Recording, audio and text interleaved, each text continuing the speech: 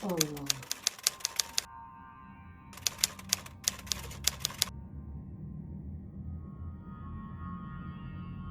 Assalamualaikum warahmatullahi.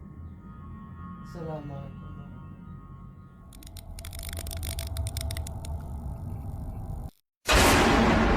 Mang Sukir.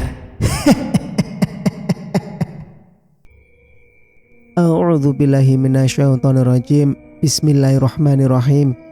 Assalamualaikum warahmatullahi wabarakatuh. Kembali lagi bersama Mang Sukir. Untuk cerita kali ini, Mang Sukir akan menceritakan sebuah kisah yang berjudul Dijadikan Tumbal Proyek. Cerita ini ditulis oleh Puputius.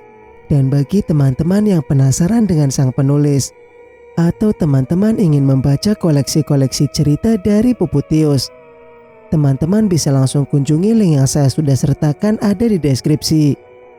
Oh iya, sebelum Mang Sukir melanjutkan cerita, Mang Sukir minta dukungan dari teman-teman. Bagi yang belum subscribe, silakan subscribe channel ini dan tentunya nyalakan notifikasinya agar teman-teman tidak ketinggalan cerita-cerita dari Mang Sukir. Oke, tak usah berlama-lama, langsung saja kita ke ceritanya. Selamat mendengarkan. Nasib buruk menimpa Marni saat dirinya menyetujui tawaran dua pria asing yang memberinya tumpangan. Hingga kejadian tragis itu terjadi, Marni yang malah harus merasakan nasib yang menyedihkan.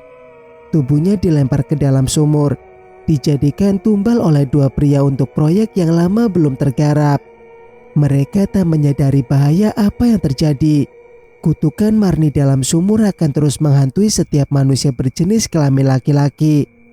Seperti cara yang mati mengenaskan di tangan seorang pria, Marni pun akan membalaskan dendamnya pada setiap laki-laki tanpa ampun dan sampai akhir. Capek-capek ngaduk semen, tiba-tiba disuruh resign. Apes-apes. Selamat mengusap peluh di dahinya yang keriput. Tak dipungkiri pria tua itu kebingungan, pun sedikit marah mendengar Tita mandor padanya tadi siang. Bukan hanya padanya, melainkan ke beberapa kuli. Entah apa masalahnya, proyek itu bahkan belum beres 50%. Pimpinannya itu tiba-tiba menghentikan kegiatan para kuli, mengatakan dengan enteng bahwa mereka diberhentikan mendadak. Yah, gimana lagi Pak, kalau ngikut orangnya gini, ucap Tarsono, salah satu kuli yang ikut diberhentikan. 5 orang itu berbincang santai di sebuah warung kopi, menggosipkan mandor mereka yang tak kompeten, juga main hakim sendiri. Bahkan gaji mereka hari ini tak diberikan karena mereka hanya bekerja setengah hari. Tapi aneh banget Pak, kita bahkan belum sempat ngecor lantai 5. Bukannya udah beres ya Bar? Tanya Selamat bingung. Bibirnya bergerak menyesap kopi. Lah iya, bukannya sampai lantai 10 udah selesai dicor? Timpal yang lain kebingungan. Bari, pria pertengahan 30 tahun itu sama bingungnya mendapati rekan kerjanya yang ikut bingung mendengar ucapannya. Loh iya Pak, tapi koper tiap sudutnya bolong. Bolong? Iya, makanya itu mandor nyuruh kita ngecor buat nambal yang kosong itu. Hah? Mereka semua berpandangan. Mereka tidak bodoh untuk mengerti bahwa pengecoran itu tidak mungkin gagal. Artinya apakah itu ada yang salah dari bahan penguatnya? Kalaupun gagal, harusnya lantai itu ambruk. Kenapa harus bolong seperti kata Bari? Ada yang gak beres ini, kata Selamat, disambut anggukan beberapa orang. Pertama, kita diberhentikan mendadak. Kedua, kenapa pula harus berhenti di pertengahan? Dan udah setengah jalan. Selamat mengecilkan suaranya, menyuruh mereka mendekat padanya. Jangan-jangan ini ada hubungannya sama halaman belakang yang belum sempat kita garap. Kayaknya benar, Pak. Aneh banget. Kenapa pula tanah itu masih dibiarkan tanpa garapan? Ada yang gak beres emang dari awal. Bari menerawang, mengingat dulu ia pernah mengambil beberapa perkakas yang tertinggal di halaman belakang. Anehnya, tempat yang luas itu terdapat satu buah sumur di bagian sudut. Sumur yang terlihat sudah sangat lama, penuh lumut, juga tumbuhan menjalar. Saat itu, Bari pernah akan mendekat ke sumur. Namun seseorang menghentikannya, menyuruhnya agar lanjut bekerja. Bapak-bapak tahu nggak di tanah yang belum digarap itu ada sebuah sumur? Mereka semua berpandangan. Sumur apa, Bar? Kata Sukarso bingung. Pasalnya banyak dari mereka belum pernah tahu dan mendengar ada sebuah sumur di sana. Iya sumur, Pak. Kelihatannya sumur tua. Sudah tidak terpakai. Sumur manual, pakai kerekan. Bari mengangguk. Kepulan asap rokok keluar dari mulutnya. Saat itu, saya pernah mau ke sana. Tapi tiba-tiba saya dipanggil. Saya baru tahu ada sumur di tempat itu. Ucap Pak Slamet jujur. Disetujui yang lain. Emang dari awal kelihatan udah gak beres tempat itu, Pak. Kan pernah tuh dulu ada kejadian. Satu kuli jatuh dari lantai 10. Dan anehnya pegangan pengaman talinya bisa putus loh. Aneh banget. Selamat mengingat betul 3 bulan yang lalu. Ada satu rekan kerjanya yang sekarang masih berada di rumah sakit. Pria malang yang tiba-tiba jatuh dari ketinggian atas sana. Entah apa sebabnya, pria malang itu belum siuman dari komanya. Mereka semua sibuk menggosipi tempat kerja mereka. Tak menyadari pemilik warung kini tengah meregang nyawa. Mulutnya terbuka. Tak ada suara yang keluar dari mulutnya. Karena lehernya terasa dicekik oleh sesuatu. Bapak itu berusaha meraih apapun. Meminta tolong dengan kesusahan pada orang yang berada di luar warungnya. Hingga lehernya terasa panas dan terbakar. Bagai ada besi panas yang menghujam lehernya tanpa ampun. Dengan susah payah, Bapak itu mengucap istighfar, berkata putus-putus saat matanya mulai meredup. Belum penuh mata itu terpejam, satu sosok yang mengerikan berhasil ia lihat. Makhluk mengerikan yang tak memiliki wajah. Hanya ada mulutnya yang tersenyum lebar juga menyeramkan. Giginya runcing dan menghitam. Bibir tampak tersobek hingga hampir menuju telinga. Tak ada mata juga hidung, hanya mulut. Bapak itu menahan sesak di dadanya kala merasakan arwahnya bagai dicabut secara paksa. Tubuhnya menggelinjang. Merasakan beribu kali lipat rasa sakit yang belum pernah ia rasakan. Makhluk itu mendesis kecil. Menyanyikan bait satu lagu yang ia suka. Mulutnya terkikik hingga mengeluarkan darah melihat mangsanya meregang nyawa. Tanpa aba-aba, makhluk itu menghilang begitu saja, meninggalkan mayat seseorang yang baru ia tarik rohnya. Bari berteriak kaget mendapati pemilik warung terkapar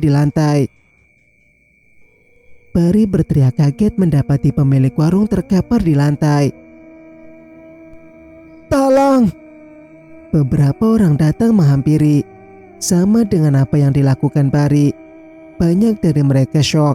Lalu dengan panik menggotong tubuh kaku pemilik warung untuk dilarikan ke puskesmas. Setelah mengabari keluarga pemilik warung, bapak-bapak itu mulai pergi, pulang ke rumahnya masing-masing. Di perjalanan pulang, Bari masih terpikir bisa-bisanya orang yang kelihatan bugar tiba-tiba ambruk dan dinyatakan meninggal. Ataukah Pak Sumenep kena angin duduk? Gumamnya sendiri. Bari mendengus panjang, mengayuh sepeda ontelnya semakin cepat. Ia harus lekas sampai di kontrakan sebelum azan maghrib berkumandang. "Assalamualaikum," ucap Bari setelah sampai di kontrakannya yang kecil. Tak lama, pintu kayu itu terbuka, memperlihatkan sosok istrinya yang terlihat gugup dan sedikit aneh. Baru memandangnya bingung, lantas memberikan punggung tangannya agar lekas istrinya cium. Wanita itu kelihatan sekali gugupnya. Apalagi ketika Bari mencodongkan tubuhnya dan mengernyit heran mendapati peluh di pelipis istrinya. "Kamu habis kenapa, Dek? Kok keringetan?" tanyanya kemudian. Sang istri menggeleng, menyuruh Bari agar cepat masuk ke dalam rumah. Bari yang keheranan dengan tingkah istrinya itu menghela napas. Mulai dari mana dia harus menceritakan kalau hari ini dirinya sudah diberhentikan. "Dek," panggil Bari. Istrinya menoleh sambil memberikan secangkir kopi pada Bari. "Iya, Mas. Aku sebenarnya hari ini diberhentikan kerja." Yulita, wanita cantik itu terdiam. Setelah meletakkan secangkir kopi itu di meja, Yulita ikut duduk berseberangan dengan suaminya. "Kenapa kok tiba-tiba, Mas?" Bari tahu istrinya ini memang kelewat sabar, tidak neko-neko, dan dirinya sungguh beruntung memiliki istri yang tak menuntut lebih seperti Yulia. "Bukan cuma aku, Dek, tapi hampir semua kuli dipecat." "Semuanya? Kenapa?" tanya Yulita heran. "Mas kurang tahu. Mungkin ada yang salah sama proyeknya." Yulita manggut-manggut, matanya yang bening menatap Bari yang tampak kelelahan. Yunita tersenyum, menampilkan lesung pipi yang menambah kesan manis di wajahnya. "Ya udah, Mas, gak apa-apa. Uang dari kamu masih cukup kok buat bayar kontrakan bulan depan." Bari merasakan lega di sekujur tubuhnya. Maniknya balas menatap Yulita yang memberikan senyum manis padanya. "Mas mandi, Ki. Aku udah masakin udang balado kesukaan Mas." Anggukan itu Bari berikan. Pria itu lantas bergegas membersihkan diri, tak sabar mencicipi masakan dari istri tercintanya itu. Selesai mandi, Bari melilitkan handuk di pinggangnya, lalu berlalu ke kamar untuk berganti baju. Belum selesai Bari memasang kaos, hidungnya mencium aroma asing di kamarnya. Bari mengendus-ngendus, lalu penciumannya jatuh pada rancangnya yang terlihat rapi. Aroma parfum itu berasal dari sana. "Dek, kamu pakai parfum apa di kasur? Kok wangi?" Yulita gelagapan. Wanita itu dengan gugup mengatakan itu parfum yang menempel di spray yang habis ia laundry. Dan Bari percaya itu. Pria itu bergegas makan dengan lahap, tak lupa memandang istrinya yang sibuk mencuci piring di wastafel. Istrinya itu memang sangat cantik. Lihat saja bodinya dari belakang. Bari mempercepat aksi makannya. Selesai itu, Bari berjalan ke arah istrinya, memeluk Yulita mesra dari belakang. Bari mengendus-ngendus aroma yang keluar dari ceruk leher istrinya. Aroma yang sama di kasur. "Mas, geli," ucap Yulita. Wanita itu menggeliatkan lehernya, mendorong Bari agar menjauh darinya. Keduanya tertawa bersama. Pernikahan Bari juga Yulita sudah bertahan 10 tahun lamanya, dan sampai saat ini keduanya belum dikaruniai seorang anak. Namun dua orang itu tak terlihat mempermasalahkan hal itu. Akan ada saatnya sang kuasa memberikan momongan pada mereka. Mereka hanya perlu sabar. Singkat cerita, di tempat lain, pria tampu nampak gemetaran berdiri di sisi sumur. Alunan dari dalam sumur membuat saraf ototnya menegang.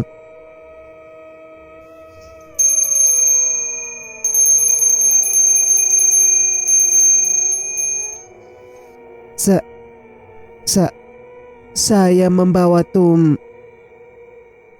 Saya membawa tumbalnya, teriaknya ketakutan. Lututnya lemas.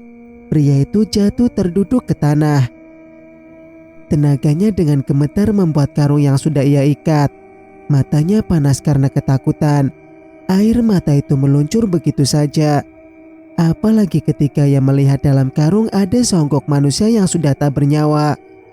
Pria tambun dengan susah payah mengeluarkan mayat anak laki-laki dalam karung. Suara di dalam sumur membuatnya frustasi. Sekali sentakan, pria itu melempar tubuh anak itu masuk ke dalam sumur. Pria itu harus menahan segala ketakutan di dalam dirinya. Apalagi ketika mendengar suara beringas dari dalam sumur. Matanya terpejam, giginya bergemeletuk karena rasa takut yang kian menjadi. Decapan liur, suara gerogotan begitu membahana di telinganya.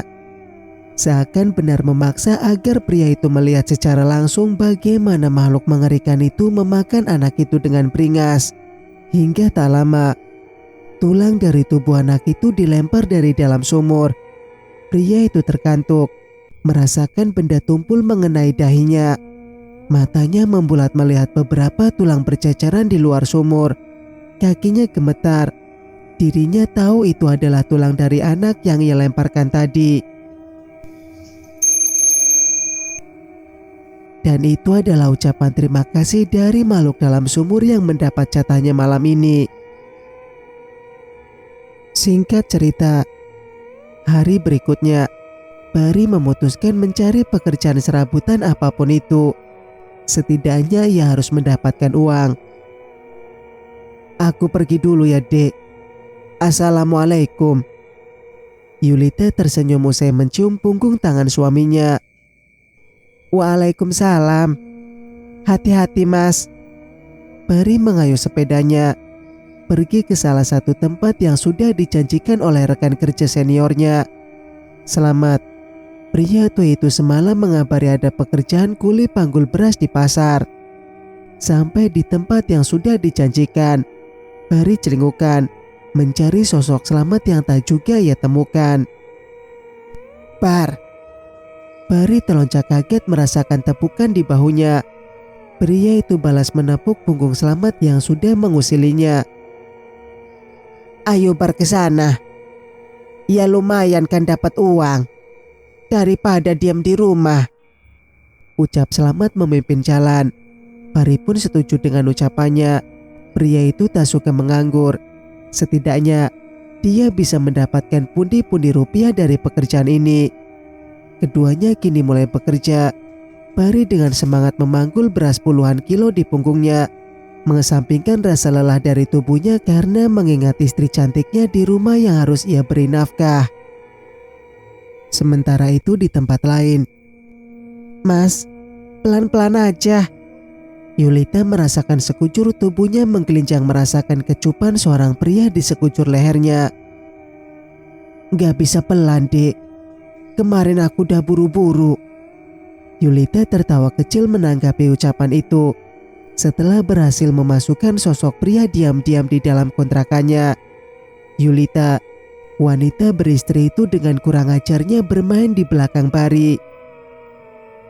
Lain kali Mas kalau kesini kan bisa telepon aku dulu. Ucap Yulita manja. Tangannya bergerak membuka kancing kemeja pria tambun, mengusap dadanya naik turun. Gak sempet sayang. Ayo buruan. Aku udah gak nahan. Setelahnya, bisa kalian bayangkan apa yang terjadi pada dua manusia berbeda kelamin itu. Selesai melakukan kegiatan itu 3 jam lamanya, pria tambun menyesap rokok. Matanya melirik Yulita yang sibuk mengacingkan kancing daster. Aku harus pulang dulu, Dek. Segini cukup, kata pria itu sambil meletakkan lembaran merah sebanyak 10 lembar di atas kasur. Yulita berbinar, mengangguk antusias. Wanita itu bergerak mendekat ke arah sang pria. Yulita meletakkan tangannya di leher pria tambun, duduk di pangkuannya dengan mesra. Mas Adam, boleh aku nanya? Pria tambun bernama Adam itu tertawa kecil, menganggukkan kepalanya. Kenapa suamiku kok tiba-tiba dipecat? Kenapa memangnya?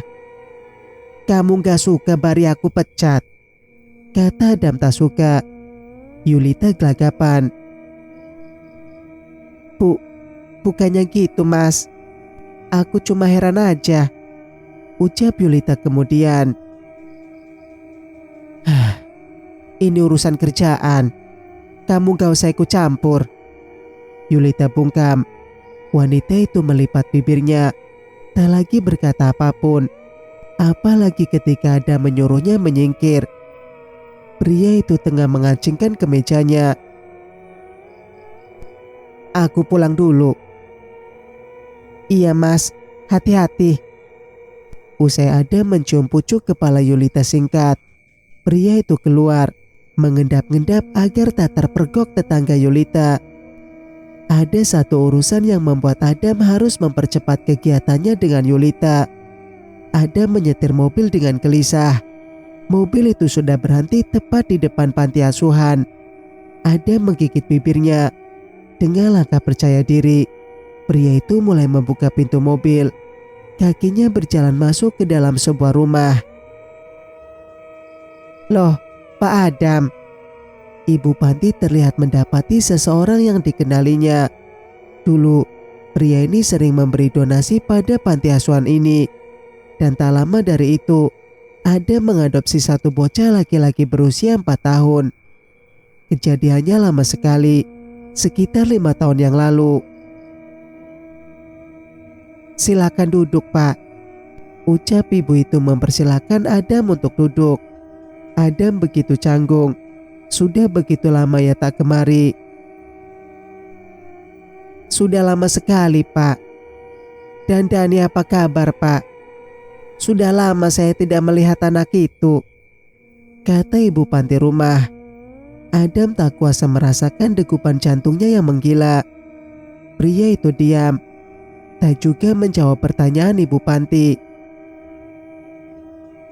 Pak Adam.